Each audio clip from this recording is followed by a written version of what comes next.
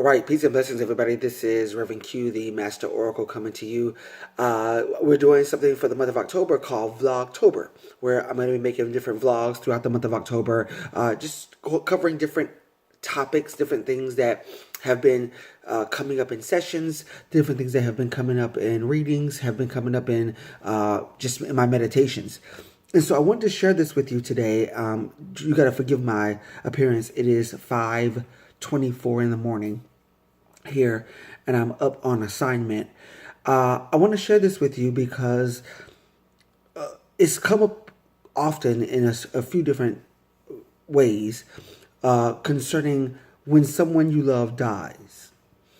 And I wanted to share this with you because I wanted to help you, if in fact you need it, to deal with death in a healthy way, in a way that can really change your whole perspective on death and life.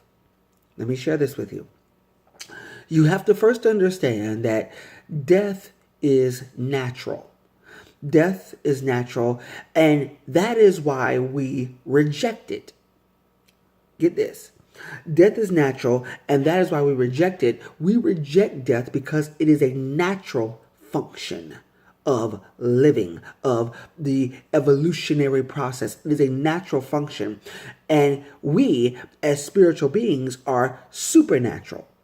Okay? You are a spiritual being having a human experience. Okay? And we are supernatural beings. So we operate a body, right? So you are a spiritual being operating a body using a mind. That's the sum of its parts, right? The Holy Trinity, if you will, mind, body, soul. You are a spiritual being operating a body using a mind. And as the course of life goes through, the body starts to break down, things start to happen, so forth and so on, or the mind starts to change, starts to shift, and no longer wishes to operate this body. All right? And I'm making it kind of cut and dry right now, but I'm going to get into some of the deeper things in a moment. But I want to share this with you that when someone you love dies, that person is no longer physically focusing. That person is no longer expressing physically, but that person does not go away. Let me give this to you, that when you decide, or when one decides to drop body, when one decides to drop body, the body ceases to exist, but the being still continues. All right? Continues here, continues there, continues everywhere. All right? All throughout history, we have different cultures and different religions and different groups that talk about the release. Right? When you die, you're releasing, you're letting go. Some people even say, oh, baby, don't give up. Right? There's always this idea of expression or expansion that when one dies, they're not physically focusing, right, on the body, but they're expressing or expanding into something more. When someone you love dies, they expand into something more. They become more than just the sum of their parts. They become in union with the greater whole. And so when we go through this grieving process of living and dying and the whole bit, when we go through this grieving process, let me just be clear with you that living in and of itself is a grieving process. Okay? Living in of itself is a grieving process. From birth, from the cradle to the grave, you're going through this process because this is not your natural state. Being in a body, operating with the body is not your natural state. And so from the cradle to the grave, we're going through this process of denial and anger and negotiation and figuring it out and trying to go through this whole grieving process till we finally get to this place of acceptance. I think certain religions call it nirvana. We get to this place of bliss. We get to this place of heaven where we recognize and realize that I'm home now. I'm back into my native state. God, if you get this.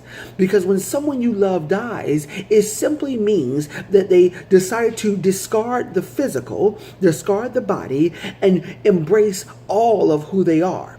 Okay, and I'm not telling you something I read out of a book. I've been dealing with death all of my life, from my great-grandmother passing away, to my father being murdered, to my aunt dropping body, to a host of different things that have taken place throughout my life, where people who I've loved have transitioned and moved into the non-physical, and they have had very amazing lives since then. You better get this.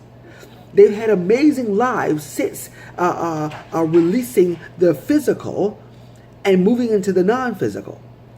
So when someone you love dies, they get the opportunity to experience and expand and become more of who they are.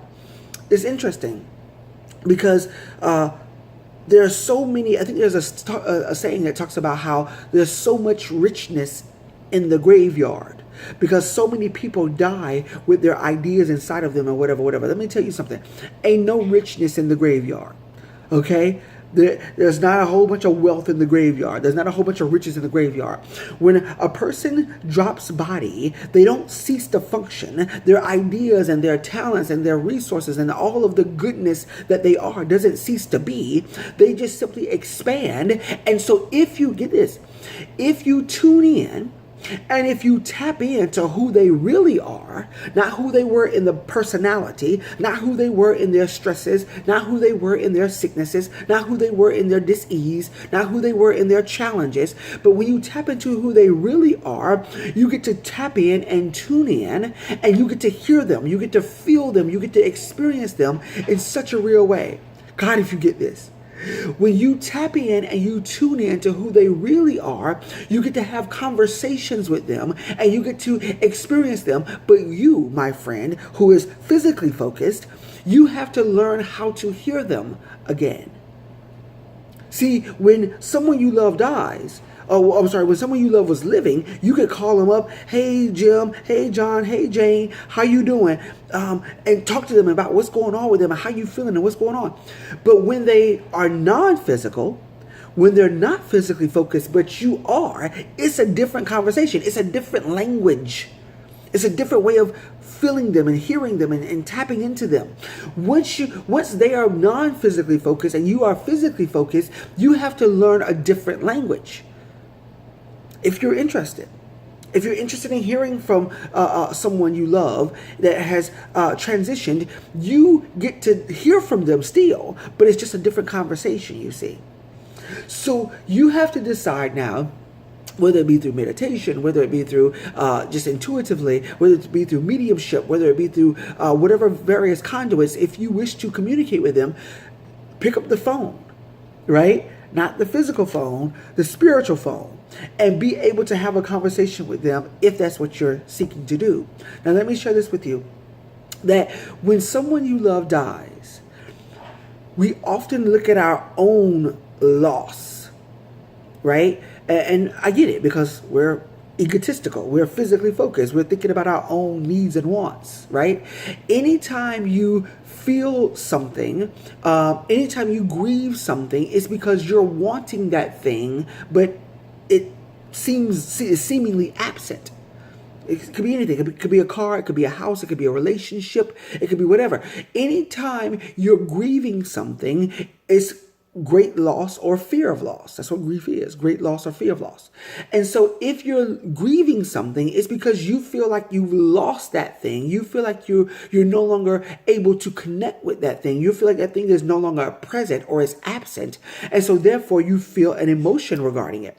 So what I want to share with you is that you get to now choose something different. You get to have a different conversation and a different experience with this same person.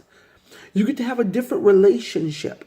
And if you focus on the new relationship, the new covenant, the new agreement, the new experience, and get beyond your physical flesh into your spiritual, heartfelt soul experience with them, you will love them all the more. God, if you get this, when they die, let me use it differently because we never die, but when they drop body, you get to love them more because you can experience them as they truly are, not as their physical flesh. You get to experience them as they truly are. And they get to love you more because they get to see you from a place of splendor, from a place of bliss, from that expanded consciousness that we call life, right? They get to experience you from an expanded perspective, not what you feel is, I wish I was there for them more, or I wish I could have done more for them, or I wish I could have been there more. They get to see you from a whole different perspective, and they get to love you all the more so. So when someone you love dies, love them more. Don't grieve them more. Do you get that? Don't absent them more from your life. Don't reject them more from your life. Draw them closer. Bring them in. Love them here and now. And I promise you, you'll have a different relationship with them and a different relationship with life in general. Listen, guys, this is Reverend Q, the Master Oracle. I just want to share this with you for Vlogtober. Click on the link below. Go ahead and book a session. If you need to connect, if you need to discuss some things, if you need to delve into the insight and the foresight that is available through the Oracle, I am more than willing to work with you on this. So click on the link below, book a session, and know that I love you and there ain't nothing you can do about it. All right? Peace and blessing, guys. Talk to you soon.